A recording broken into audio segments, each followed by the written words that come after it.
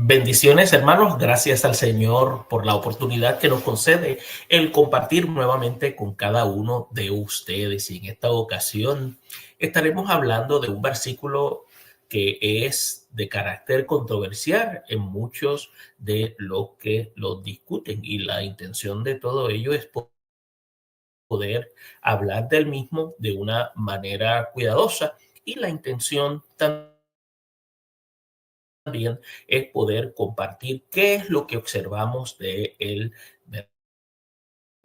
qué es lo que la palabra de Dios muestra.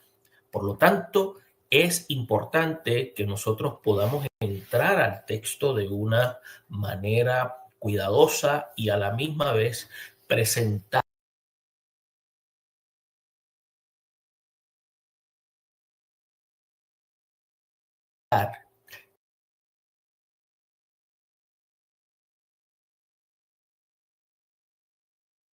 cuál es el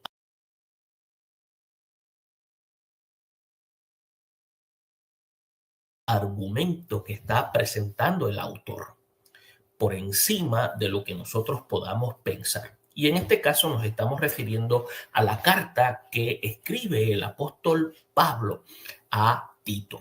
Este documento en la cual algunos quieren entonces dar una explicación basado a lo que ellos pueden observar dentro de la declaración, pero solamente extraen el versículo 5.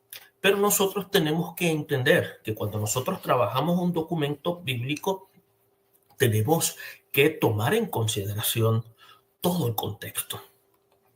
Por lo tanto, nosotros cuando leemos una carta y la leemos completa. Nosotros no extraemos la porción de una carta y sacamos a un lado las otras partes.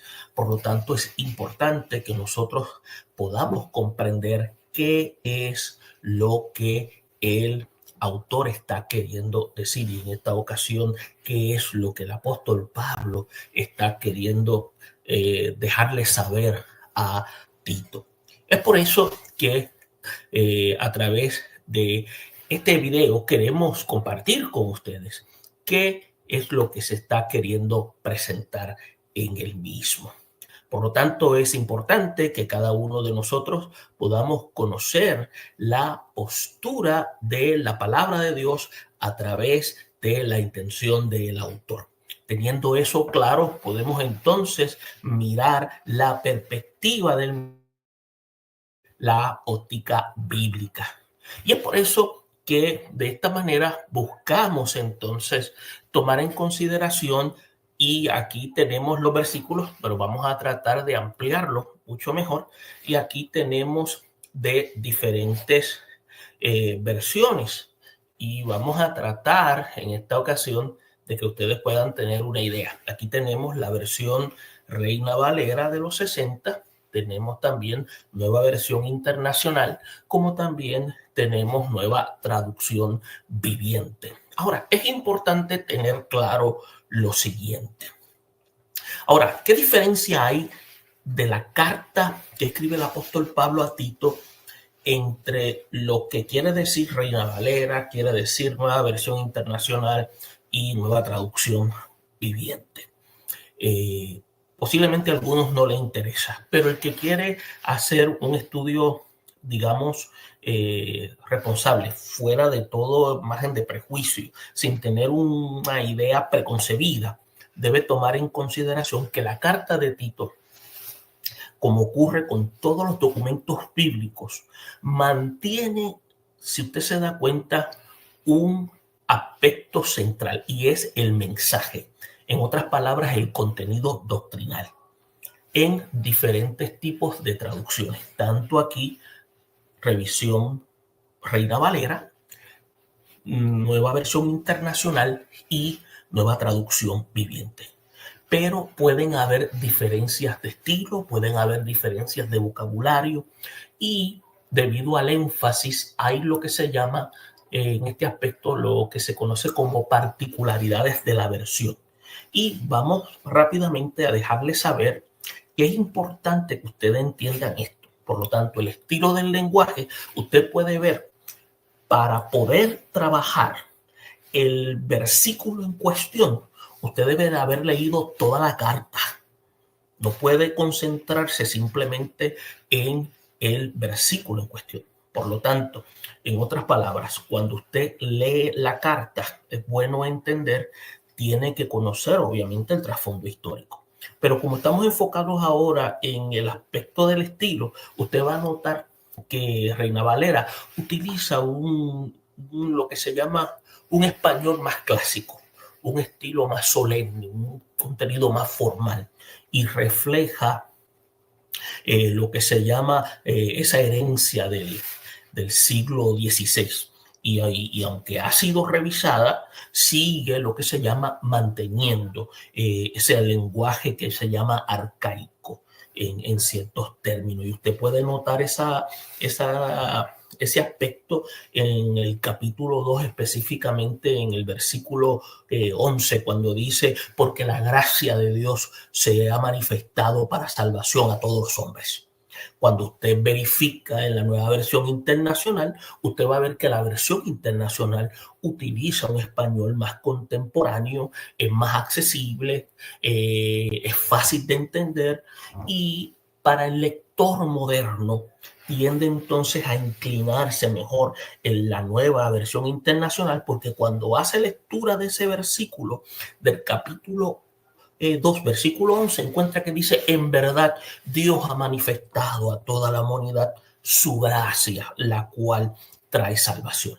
Entonces, ¿qué sucede? Tiene entonces un aspecto más, como dice el contenido más amplio. Entonces, si usted va a la nueva traducción viviente, esta es una combinación en la cual hay precisión con un lenguaje que se conoce como dinámico. Y es fácil de leer y está diseñado para ser incluso para personas que no están familiarizadas con términos bíblicos. Por eso es que usted va a notar que cuando hacemos lectura con la nueva traducción viviente, utiliza expresiones tales como, pues la gracia de Dios ya ha sido revelada, la cual trae salvación para todos, o para toda la gente, mejor dicho. Y eso usted lo puede buscar, haga la comparación, usted puede buscar lo que dice Reina Valera 60, nueva traducción internacional y nueva traducción viviente. Ahora, por eso usted va a ver que los enfoques, usted va a ver que Reina Valera está diseñada para un público que está acostumbrado a la liturgia y un lenguaje religioso.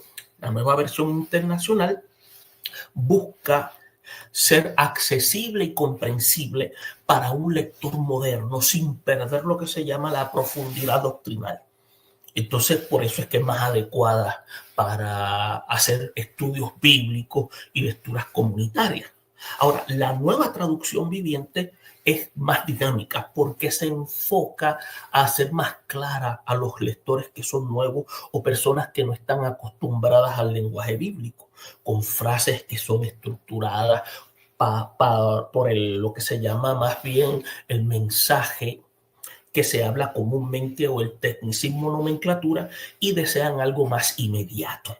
Entonces tenemos que ver otro aspecto importante. Aunque las traducciones mantienen lo que se llaman los conceptos doctrinales originales, la forma de expresar algunas ideas pueden influir en cómo se perciben. Y aquí podemos ver también a través de las lecturas que se destacan algunas diferencias notables. Y ahí es donde entonces usted y yo tenemos que tener mucho cuidado cuando hacemos lectura. Y es por eso que cuando hacemos lectura tenemos que tener claro que entendamos si tenemos una buena comprensión lectora. Por eso, cuando hacemos lectura del versículo 5 del capítulo 3 de la carta a Tito, cuando dice nos salvó, no por obras de justicia que nosotros hubiéramos hecho, sino por su misericordia, por el lavamiento de la regeneración y por la renovación en el Espíritu Santo. usted va a notar en Reina Valera que se usa lo que se llama usa un término teológico tradicional, que es el lavamiento de la regeneración y que puede requerir explicación. Ahora, cuando va la nueva versión internacional, dice, Él nos salvó, no por nuestras propias obras de justicia, sino por su misericordia. Nos salvó mediante el lavamiento de la regeneración y de la renovación por el Espíritu Santo. Y usted va a ver que conserva estas declaraciones, términos técnicos, lavamiento de la regeneración, pero organiza las frases de manera más clara. Entonces, la nueva traducción viviente, podemos ver cuando dice, Él nos salvó, no por las justas que nosotros habíamos hecho. O déjenme corregir. Él nos salvó no por las acciones justas que nosotros habíamos hecho, sino por su misericordia. Entonces nos lavó quitando nuestros pecados y nos dio un nuevo nacimiento y vida nueva por medio del Espíritu Santo. Aquí, cuando vemos esta declaración a través de la nueva traducción viviente, vemos que explica las frases y estas frases complejas con ideas que están más desarrolladas, como lavó quitando nuestros pecados, lo que ayuda a los nuevos lectores a captar el significado. Algunos posiblemente esto les suena aburrido, les suena algo que no les interesa, pero aquel que quiere hacer lectura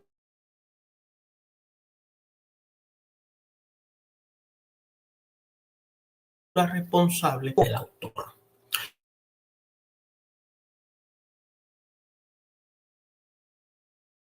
Y esto, ¿y cuál es el uso? Por eso es que dependiendo también el documento que estamos utilizando, entiéndase cuando digo documento, la Biblia, en este caso la Reina Valera, nueva versión internacional y nueva traducción viviente. Por lo tanto, hay que tener claro que si es Reina Valera 60, lo ideal para quienes buscan apegarse a la tradición, tienen un conocimiento previo de las escrituras, o para las iglesias de carácter tradicional que mantienen una versión, como diríamos, más estándar.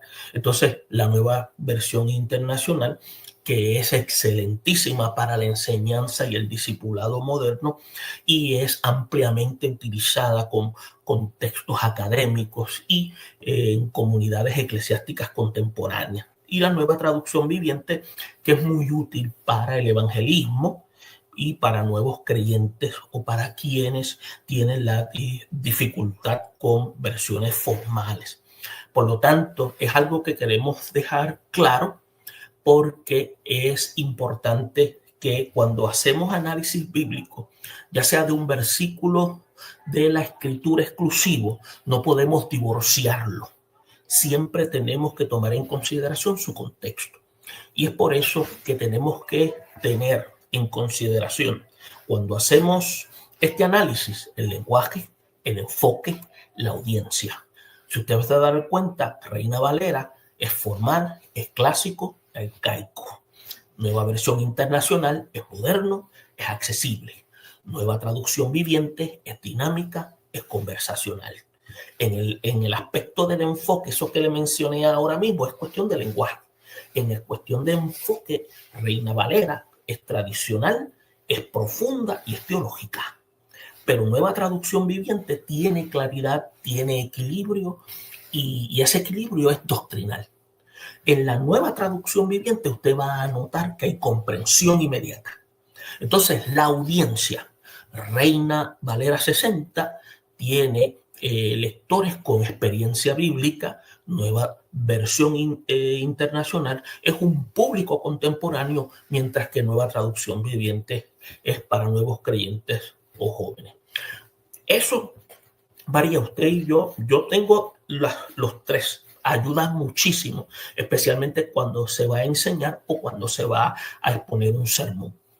Y es por eso que es importante que tengamos claro el mismo.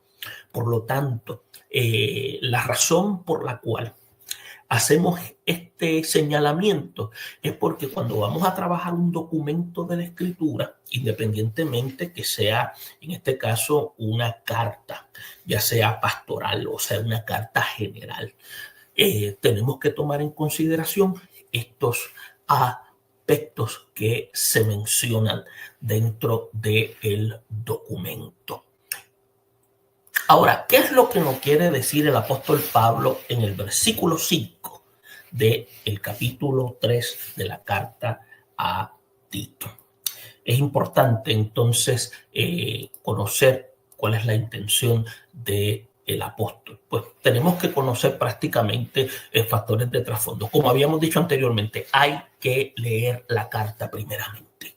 No podemos, como diríamos por ahí, disparar de la baqueta y comenzar a hacer análisis sin conocer cuál es la intención del autor. Nosotros tenemos que saber que Tito era un colaborador cercano del apóstol Pablo y era un líder de la iglesia cristiana.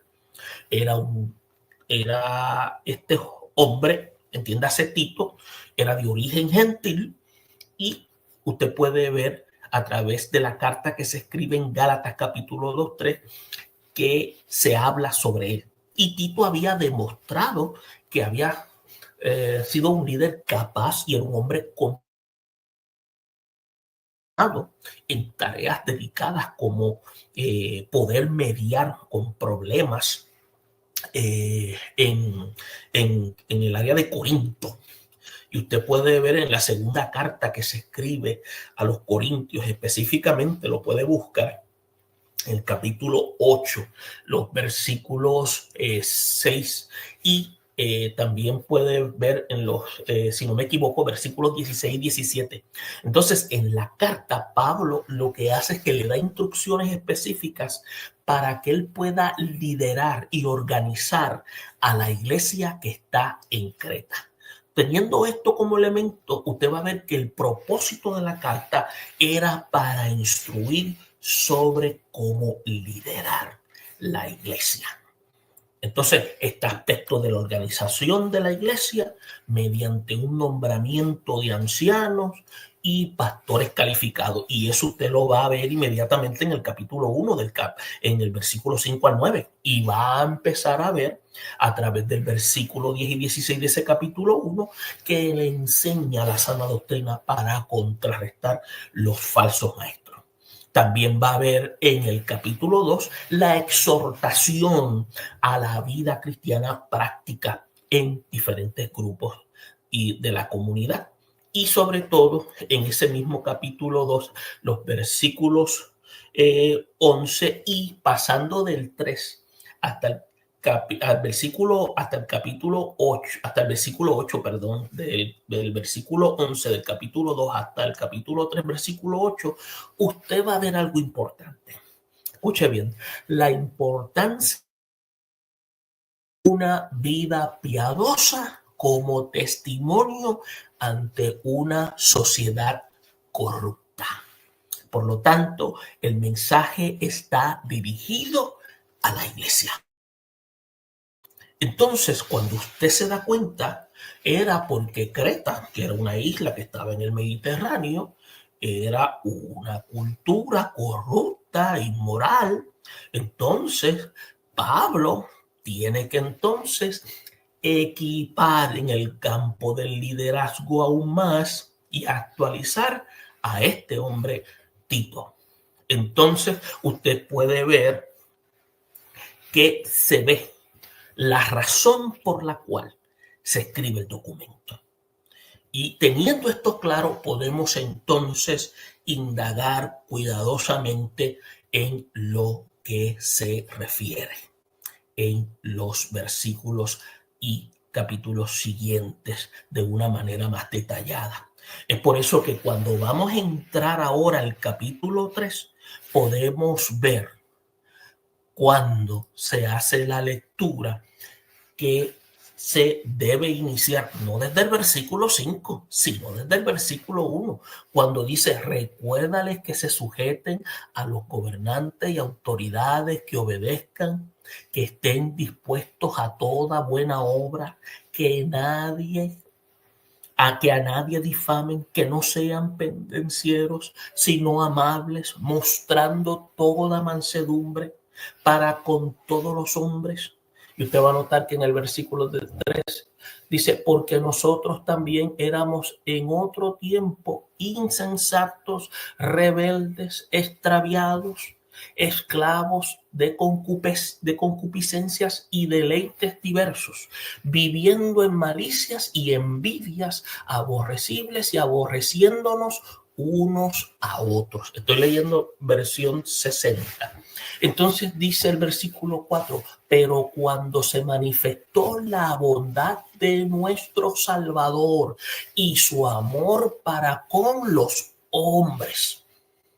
Y aquí cuando dice se manifestó la bondad de Dios, nuestro Salvador, es una declaración en la cual anuncia en la persona de Cristo. Pero entonces dice en el versículo 5, nos salvó, no por obras de justicia, no que nosotros hubiéramos hecho, sino por su misericordia, por el lavamiento de la regeneración y por la renovación en el Espíritu Santo.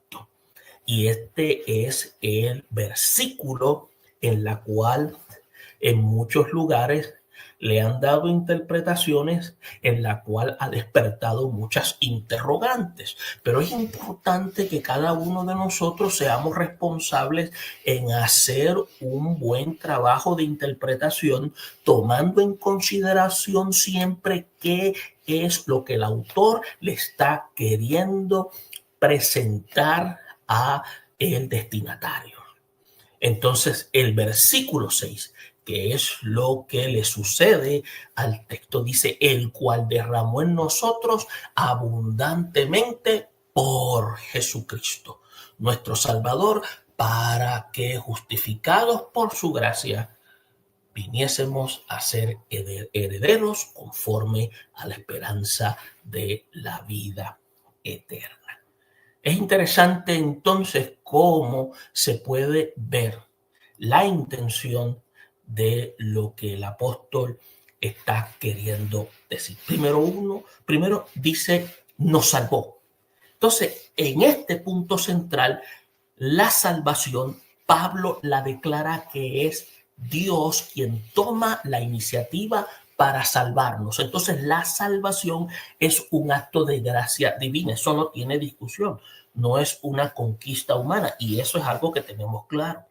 Entonces, no es por obras de justicia que nosotros no hubiésemos hecho. Y eso también lo tenemos claro. Y esto es prácticamente, aquí es una afirmación que las buenas obras, aunque podrían en cierta medida aparentarse importantes, no constituyen ser el medio para alcanzar la salvación. El apóstol Pablo se lo está queriendo decir a través de la carta. Esto refleja la doctrina cristiana de que la salvación no se gana por méritos propios, sino que es un regalo que es inmerecido.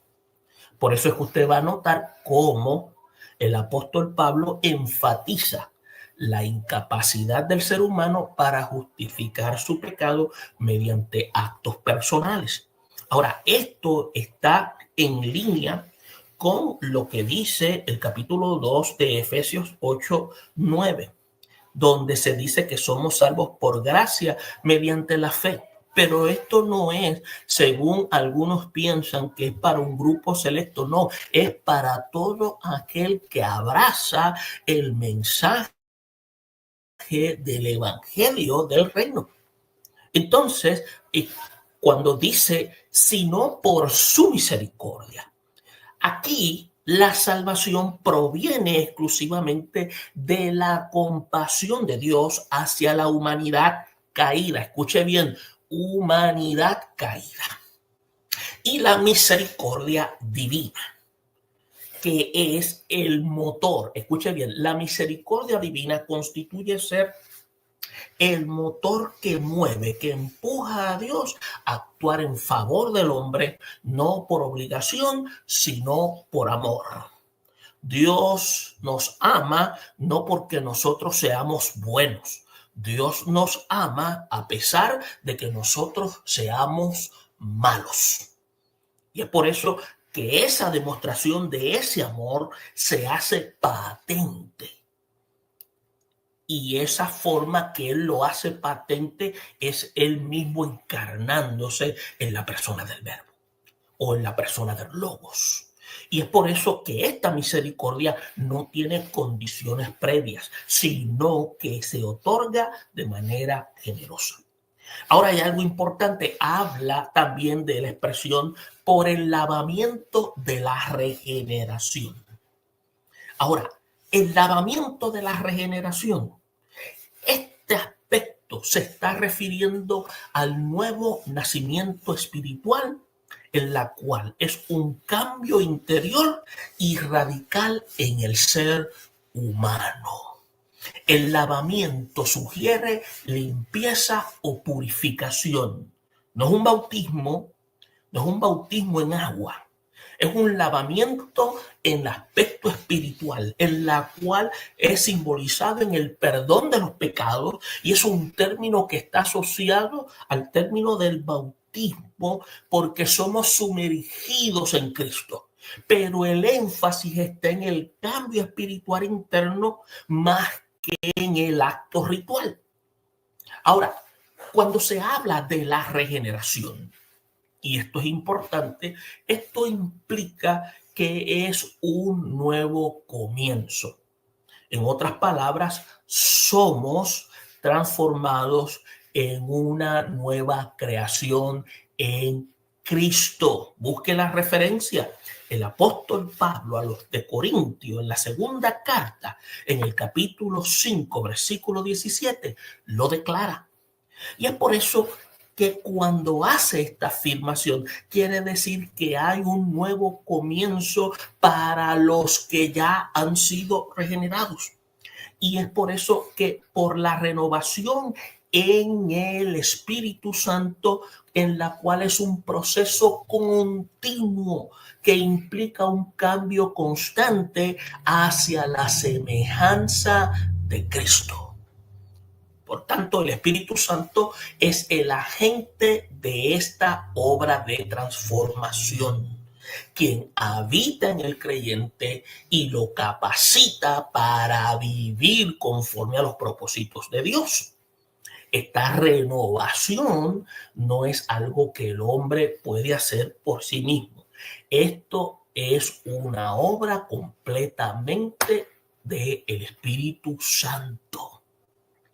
Y cuando nosotros vemos todo esto, estamos viendo la manifestación del amor de Dios manifiesta en la vida de los hombres, en aquellos que aceptan y reciben el mensaje de salvación. Y es por eso que este versículo lo que hace es que subraya la salvación, que es enteramente un acto de gracia de Dios, dejando afuera toda posibilidad de jactancia humana. Y eso se tiene claro.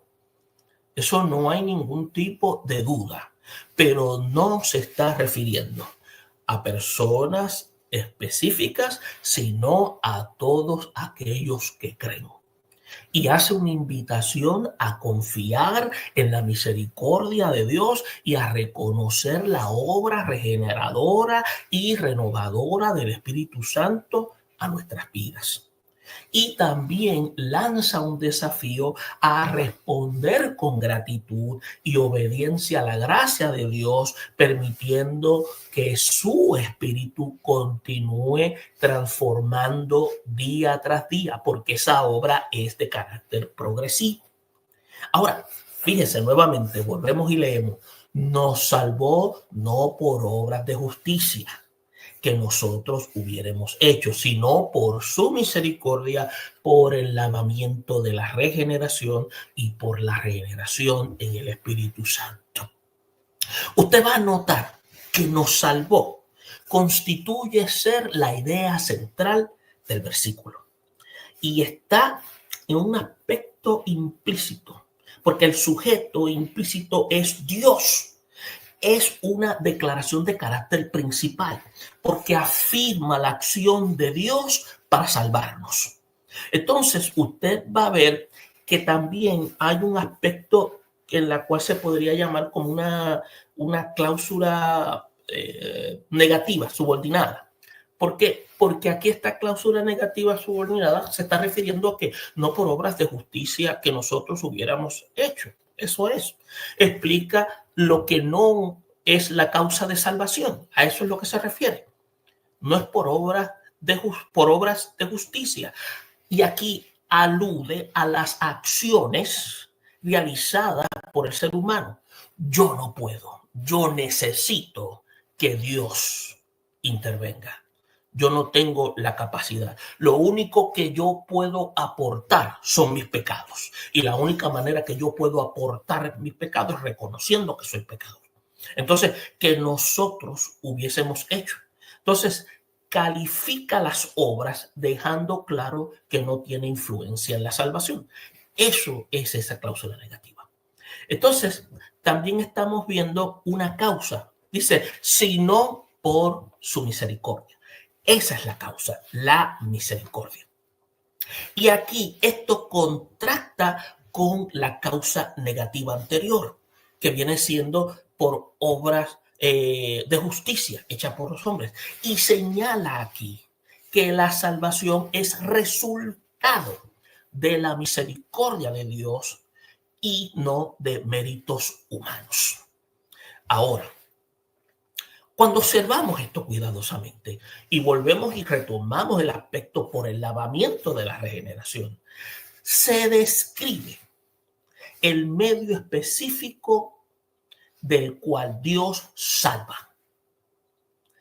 Y aquí estamos viendo lo siguiente, una limpieza espiritual que implica el nuevo nacimiento, regeneración, por la renovación en el Espíritu Santo. Usted está viendo que estamos siendo redundantes en esto porque es importante que lo entendamos. Y se añade el elemento del proceso salvador, señalando que la renovación continúa en el Espíritu Santo, o es obra, mejor dicho, del Espíritu Santo. Corrijo. Entonces, ¿qué podemos decir? Dios es la acción principal, porque Él salva. Ahora, ¿qué es lo que Dios rechaza como medio? Las obras humanas, porque el hombre no se salva a través de sus propias obras. Ahora, ¿qué es o cuál es el medio que Dios acepta? Por la misericordia que Él mismo provee a través de la regeneración y la renovación espiritual. En otras palabras, esta carta que escribe el apóstol Pablo a Tito tiene un contenido en la cual nos enseña a nosotros que está diseñado para instruir sobre la sana doctrina, el liderazgo eclesiástico y la vida cristiana práctica, en la cual demuestra la obra regeneradora que hay en cada creyente y que ha sido manifiesta en ellos, no por sus propios méritos, sino por la misericordia divina. Por lo tanto, la gracia de Dios es el fundamento de la salvación. Es por eso que la gracia de Dios es presentada como ese fundamento salvífico y no es un mérito humano, sino regalo inmerecido de Dios. La gracia no solo salva, sino también enseña a vivir en santidad y a rechazar la impiedad y los deseos humanos. En términos teológicos, esto lo que hace es que refuerza la doctrina de la salvación por la gracia y su impacto transformador. Ahora, Él nos salva, pero acuérdese bien, Dios nos salva por su amor. Él nos ama a pesar de que nosotros seamos malos y nosotros debemos responder a su amor. Pero nosotros determinamos si queremos recibir ese amor de Él. Ahora, es importante también observar que cuando vemos entre los versículos 4 al 7 que la regeneración es obra de Dios mediante el Espíritu Santo, quien purifica y renueva al creyente. La salvación no depende de obras de justicia, sino de la misericordia de Dios. En términos teológicos, este pasaje lo que hace es que articula la doctrina del nuevo nacimiento y la obra santificadora del Espíritu Santo en la vida del cristiano. Entonces también tenemos que ver, por otra parte, que Cristo se entrega por nosotros para redimirnos de toda iniquidad y formar un pueblo dedicado a buenas obras. Todo aquel que le recibe constituye ser parte de ese pueblo. Es por eso que la redención no solo libera del pecado, sino también transforma el propósito de nuestra vida. Entonces también reafirma la doctrina de la expiación y el llamado a la santidad como respuesta de esa obra.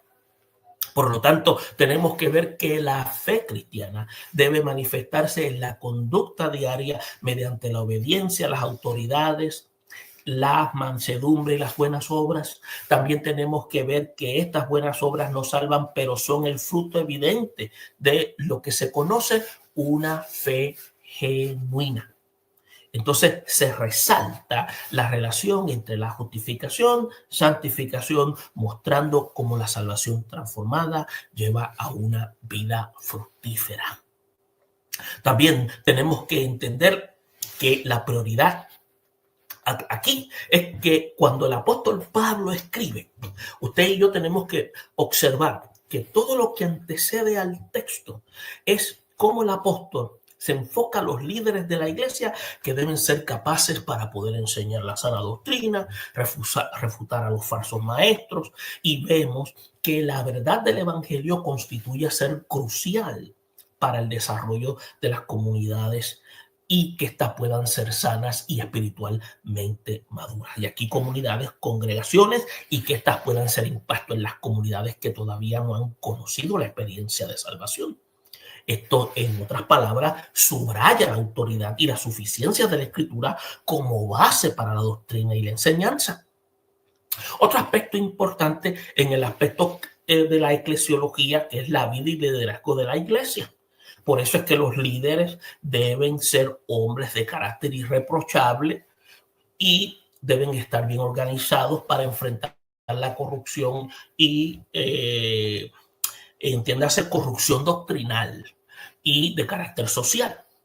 Y también se tiene que ver que se desarrolla una visión clara de un liderazgo que tiene que ser basado en lo que Dios ha dejado plasmado a través de las cartas pastorales, destacando las cualidades espirituales que son las habilidades que ahora están patentes en las vidas de aquellos que han sido regenerados.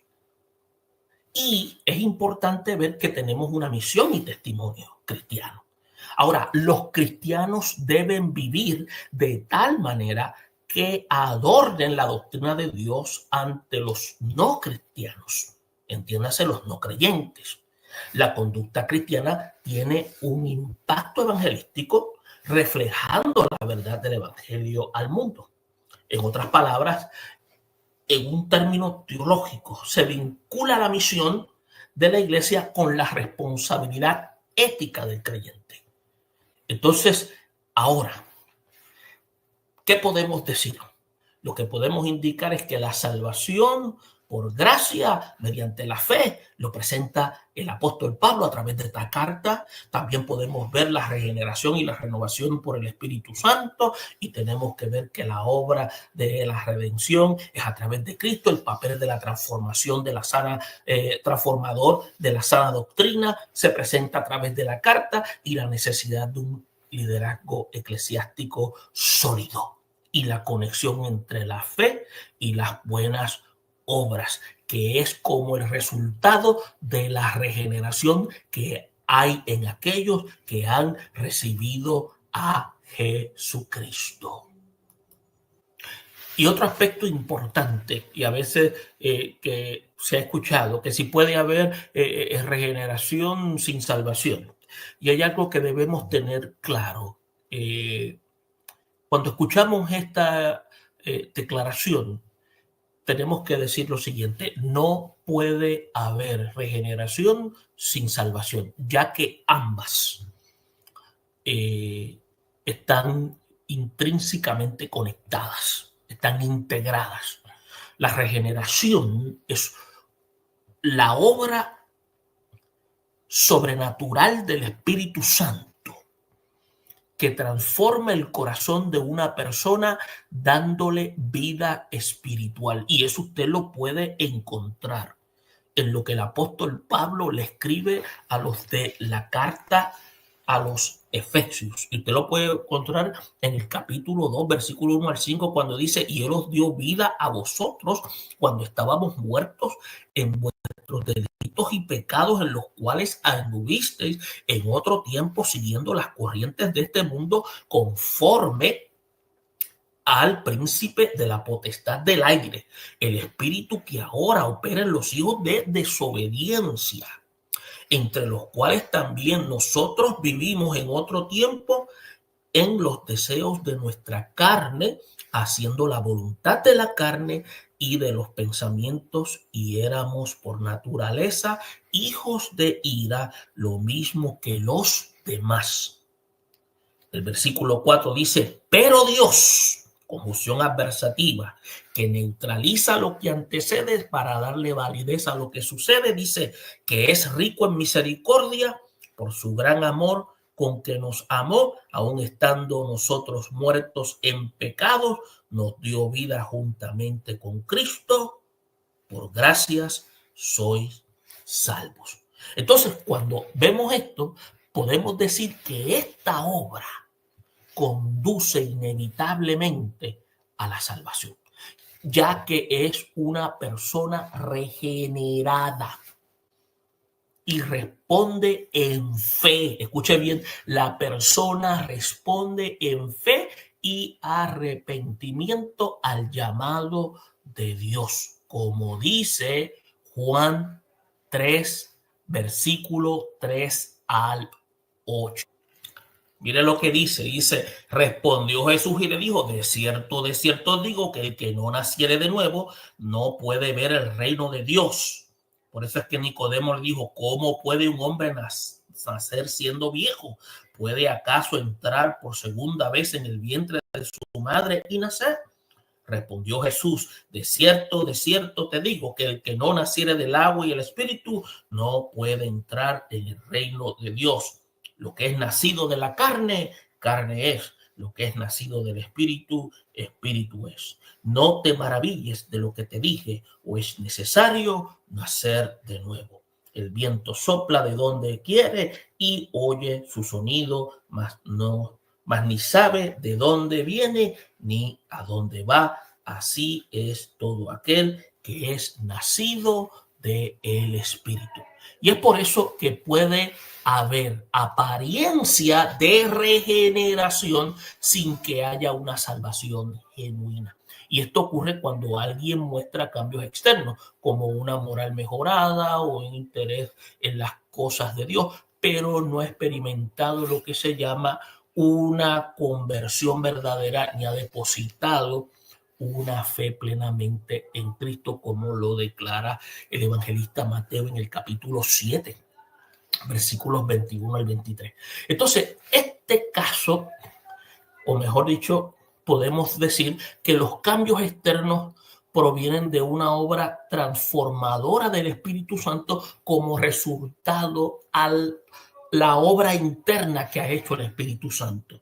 En otras palabras, la verdadera regeneración siempre lleva a la salvación. Si no hay salvación, entonces no hay regeneración genuina, sino posiblemente una apariencia externa o temporal de cambio espiritual.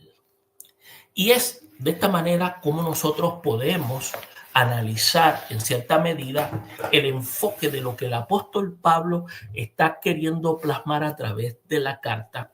Y cuando vemos cuidadosamente en lo que él está presentando a Tito en su documento y su intención central, y también podemos ver cómo a través de este versículo él es explícito en cuanto a lo que Dios ha manifestado para la vida del ser humano y los resultados de esa obra de gracia y que se hace patente a través de la conducta.